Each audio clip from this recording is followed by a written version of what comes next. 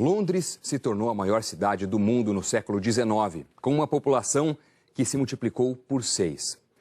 Com tanta gente, surgiu um problema: onde enterrar os mortos?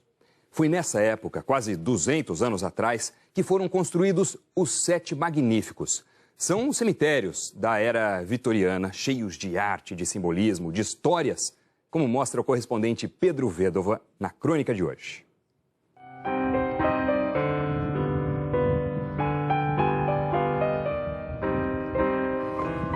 Um olhar apressado enxerga apenas tristeza. Mas um cemitério não é só sobre morte. Os túmulos às vezes contam histórias cheias de vida.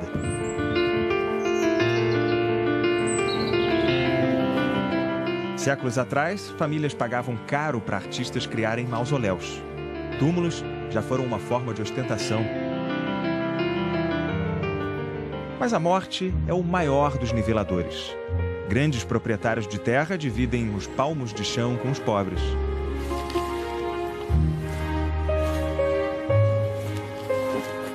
E desconhecidos passam a eternidade ao lado de famosos.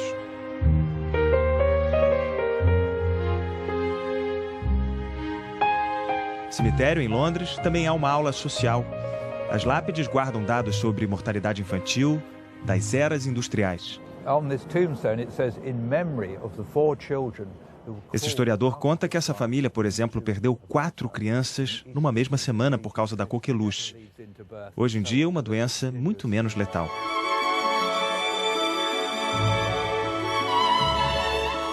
As epidemias, as guerras, mataram tanta gente no século passado que a Inglaterra mudou sua relação com o luto.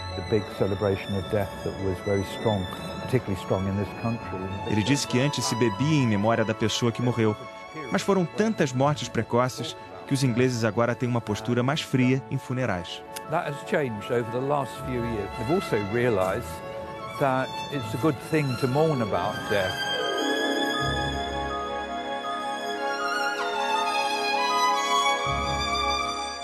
Os grandes cemitérios de Londres não têm nem 200 anos. Antigamente as pessoas eram enterradas em quintais de igreja, como esse aqui.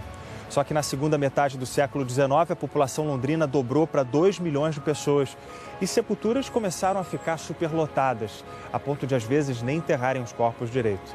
Foram tantos problemas sanitários que surgiram leis proibindo sepultamentos nos quintais de igreja. 7 cemitérios inaugurados naquela época, os chamados 7 Magníficos, até hoje reúnem a maior parte da arte mortuária de Londres.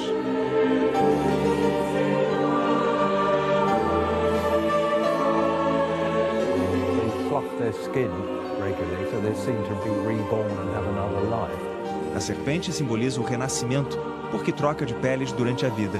Já a cobra, comendo o próprio rabo, representa a eternidade.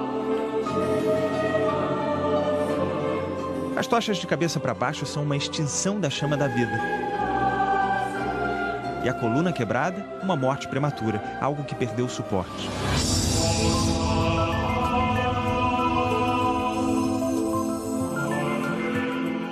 O historiador explica que isso tudo é uma arte moribunda. Os novos túmulos jamais vão ser como esses. Vários cemitérios já chegaram à capacidade máxima.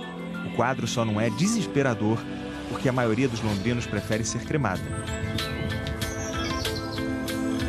Mas isso não afasta as pessoas desses lugares. Elas não têm medo de cemitérios. Entram sem pedir licença.